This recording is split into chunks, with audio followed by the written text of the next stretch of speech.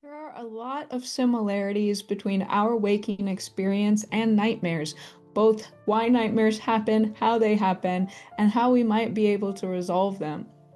The question is, how many times are we re-entering and playing out our waking nightmares in our life without us even knowing it? How much are we continuing our nightmares in our day to day, trying to resolve them in a very misguided but sincere way?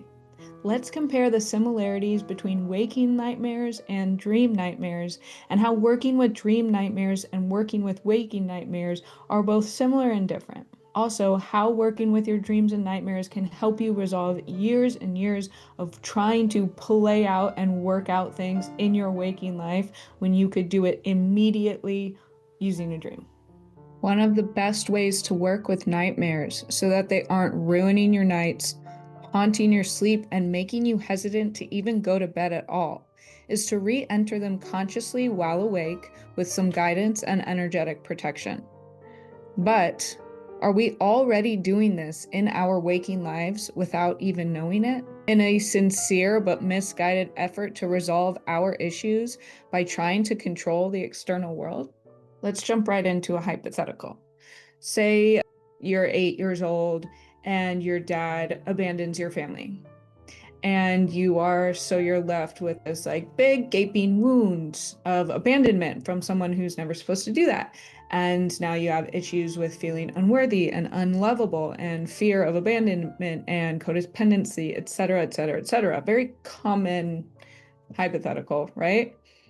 So then a lot of times, psychologically, people with these sorts of issues will find themselves, when they mature, entering into relationships with men. Like, say this is a woman dating a man, men who are going to repeat that same story with her. So, the story where she enters into a dynamic or relationship with someone who then abandons her, right? So she ends up dating guys who don't even really like her that much, like let alone love her. They're like they don't even really like her that much.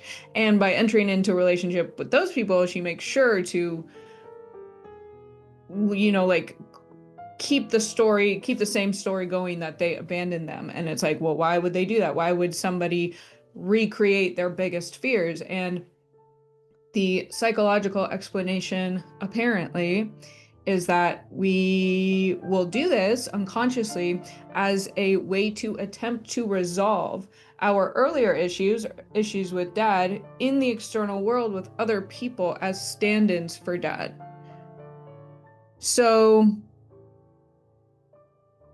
this is a bad idea, but it's funny that we unconsciously, and I thought that was interesting because it relates a lot to nightmares and working with nightmares. So, say this person, she's abandoned by dad. She dates guys that don't really like her. And the reason she's doing that is because she psychologically thinks subconsciously that she can, if she has a relationship with someone who doesn't even really like her that much, who will be like the stand-in caricature for her father, she can then, by magic, turn someone who doesn't even really like her that much into someone who loves her and commits to her and never leaves. And when she does that, she solves the relationship abandonment issue she has with dad. So that's the logic behind it. So I have abandonment issues. Let me enter into a relationship with someone who's definitely, I already know before it started that they're gonna leave, but if I like work my magic or prove that I'm worthy enough or lovable enough, then they won't leave, and then I will be then worthy of never being abandoned by my dad. Okay, you get it, right? So this is the subconscious logic behind it. It doesn't work out very well. Um, Trying to resolve issues like this in the external world doesn't work, like in the linear world, in the external world doesn't work because you're trying to collide your universe with somebody else who's independent from you and has their own universe to contend with. I just thought it was interesting that this reflects nightmare, like how one would work, or I'll speak for myself, how I would work with a nightmare. So, one of the best ways to work with a nightmare is to re-enter it consciously. So, you have a nightmare, you write it down, then while you're awake, with the assistance of a connoisseur or a professional or something, whatever, or just alone if you know what you're doing, you would use some form of technique of journeying, conscious dream journeying, to re-enter the nightmare consciously and awake and to dream it forward to resolution.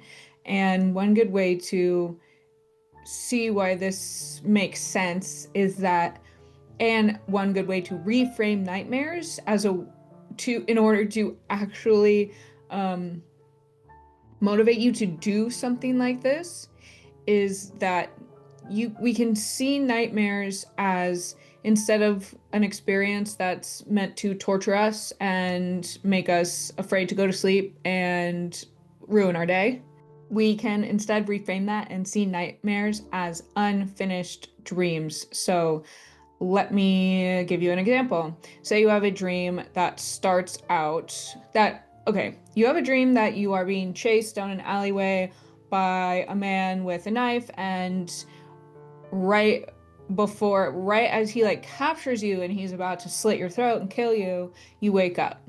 And you wake up and you're like panting and sweating and full of adrenaline. You're like, I just had a nightmare. That was a terrible nightmare, right? Now, scenario two. You have a dream that you're being chased down an alleyway with a man with a knife. And right as he catches you and he's about to slit your throat and kill you, all of a sudden you're like, stop, what do you want? And he backs away and you're like, show me who you are. And he turns into this like mystical creature or like cool animal and he's like, I need to show you something. Are you gonna follow me now? And you're like, yeah. And you follow him to this like place where you get to reconnect with a lost part of yourself, and you reconnect and combine and you experience like incredible amounts of healing, and you wake up feeling like really energized and revitalized and re-inspired for your life, and it's like the best experience you've had in a really long time. Now, that wouldn't be considered a nightmare, although it did start as a nightmare, right? So a lot of dreams can start as nightmares. It's really about where it ends that makes it if it's going to be a nightmare or not. So a way to work with nightmares is to see them as unfinished dreams and an invitation to go in and finish a dream. And the reason why this also works is because dreams are never designed to harm us or scare us scare us, harm us or bring us harm, or like challenge us in ways that we're not ready for. So if a dream does come with like fear and adrenaline, that means that it's trying to wake us up to something that we're ignoring. And an example I like to give is like, if you're sitting across the room from somebody and you say their name and they don't hear you, and you say it again, they don't hear you, and then you get louder and louder and louder and louder and louder, right? By the end of it, they keep not hearing you, you're going to be yelling. And if they keep not hearing you after that, you're going to probably get up, walk over there, and like shake them a little bit.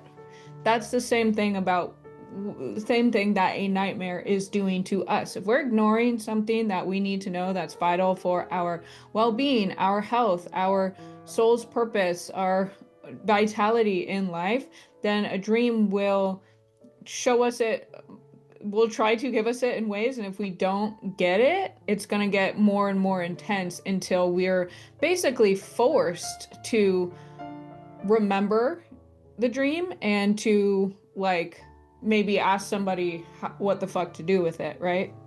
So really this is a mechanism for our well-being.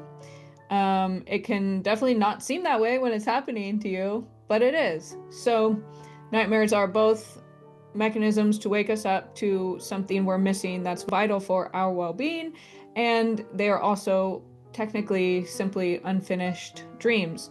That's why it's been statistically studied that re-entering a nightmare, whether that's through conscious dream journeying, which I would do, or even just through writing, like writing the ending of a nightmare and rehearsing that ending over and over again, is has proven to actually resolve nightmares. You could see also nightmares as this thing that are inviting us to resolve an issue inside. We may not be aware of exactly what issue that is by just looking at the nightmare alone before we work with it, but that doesn't mean working with the nightmare won't circle back and resolve those issues without us even really being consciously aware of what we're working on. That's the cool thing about dreams, that happens all the time. So I just thought it was really interesting that re-entering as a nightmare and resolving it, playing it to a place, like dreaming it forward to a place of resolve, is a super effective method of dream work.